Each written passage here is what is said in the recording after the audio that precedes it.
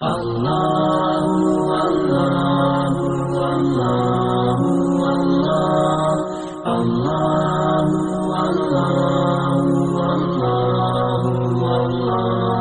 میں شادی کی تھی انہوں نے دوسری بوفے میں ولیمہ نا، وہ بھائی 25 کھانے آپ کی مرضی جو مرضی کھائیں. چلا گیا، میرے بہت قریبی دوست تھے، بڑے خوشی خوشی مل رہے ہیں نا ہر ایک سے، السلام علیکم میری شادی ہوئی ہے، السلام علیکم.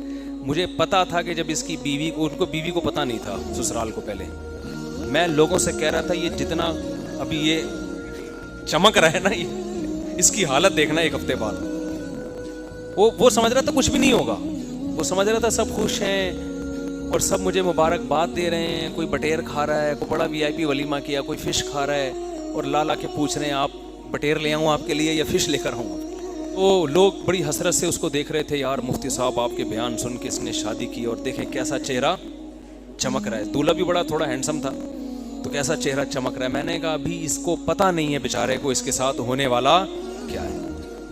یہ جتنی توقعات لے کے بیٹھا ہوا ہے نا کہ ری ایکشن ہوگا، اس سے 20 گنا زیادہ ہوگا ری ایکشن. اور یہی ہوا یہ کہ جب اس کا ولیمہ ختم ہوا، ہنسی خوشی زندگی کے جب دن شروع ہونے والے تھے نا اس کے گھر میں پتہ چل گیا کہ جی محترم ایک اور شادی.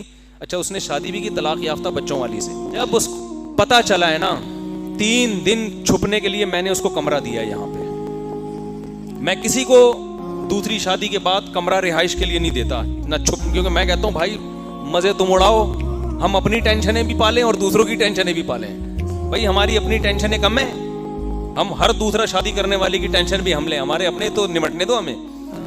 تو اس نے کیا ہوا ہے کہ اس کا اتنا ری ایکشن ہوا بیچارے کے ساتھ، اتنا ری ایکشن ہوا کہ میرے پاس فون آیا، بھائی میں تو تباہ ہو گیا، برباد ہو گیا، میرے سالے کو کوما میں چلا گیا ہے. وہ 10 سال بعد کومے سے اٹھا تھا، اس کو پتا چلا کہ میں نے دوسری کی واپس کومے میں چلا گیا. وہ کہہ رہے 10 سال تک کومے میں تھا، آج ٹھیک ہوا تھا.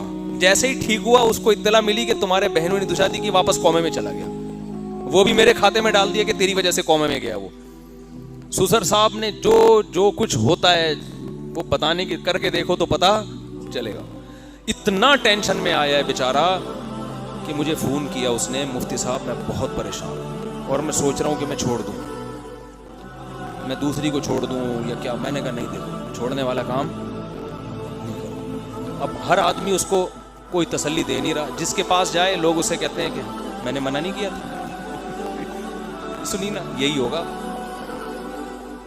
تو مجھے اس کا وہ ولیمے کی جو چہرے کی مسکراہٹیں اور نور جو نکل رہا تھا نا، وہ یاد آ رہا تھا. اور میں نے کہا میں نے پیش گوئی کی تھی کہ یہ سارے جتنی بتیسیاں دکھا رہے ہیں نا ابھی یہ پتہ چلے گا جب گھر میں پتہ چلے گا اس کے. بالآخر جب بہت زیادہ بیچارے کی حالت، کیونکہ میری سلام دعا بھی تھی. اچھا ہاں سوری، میں نے اس کو ترغیب نہیں دی تھی دوسری شادی کی، یہ مجھے یاد آیا.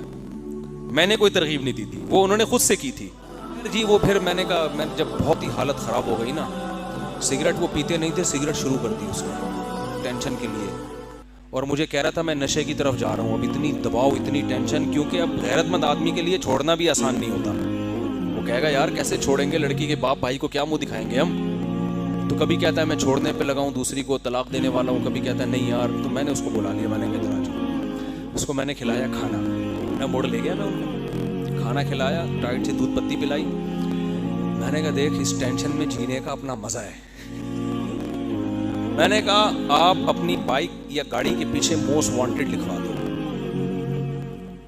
میں نے کہا دیکھو بڑے بڑے دہشت گرد ہوتے ہیں جو موسٹ وانٹیڈ پتہ نہیں سینکڑوں لوگوں کو قتل کرنے کے بعد بنتے ہیں جا کے، اور اتنے ڈکیتیاں کی ہوتی ہیں پھر جا کے موسٹ وانٹیڈ بنتے ہیں.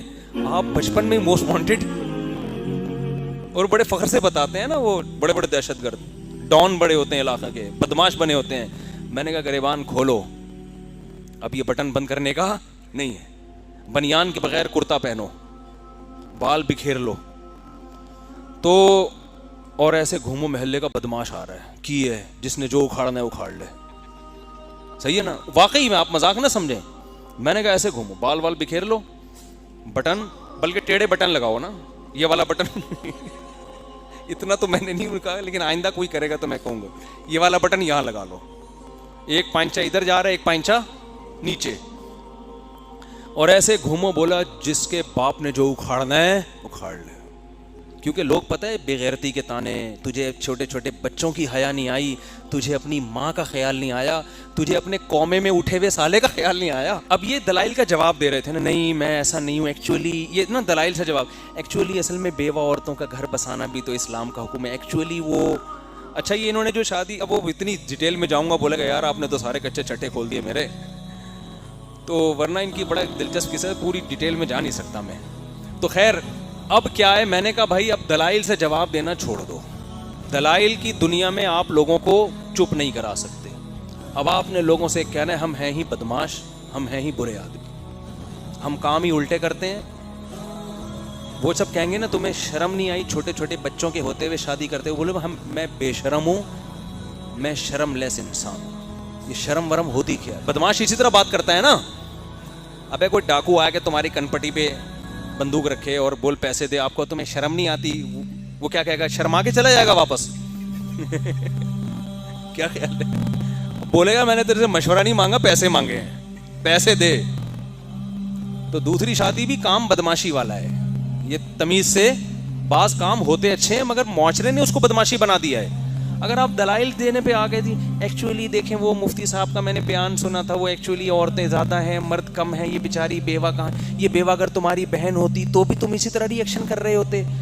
دلائل سے بات سمجھ میں اس وقت کم از کم نہیں آئے گی. تو میں نے کہا بھائی اس کا طریقہ یہی ہے کہ آپ گریبان الٹے سیدھے, شلوار کے پہن کے یوں بال بکھیر لو اور ایسے مونچھے وونچھے بڑھا لو اور ایسے بدماشوں کی طرح گھومو, اور جب کوئی کہے یار یہ دیکھو اس بیچارے کو ترس نہیں آیا اپنے چھوٹے چھوٹے بچوں پہ, تو بولو بھائی یہ ترس ور دل نام کی کوئی چیز میرے سینے میں نہیں ہے. ٹھا ٹھا ٹھا. یہ تو زیادہ ہو جائے گی.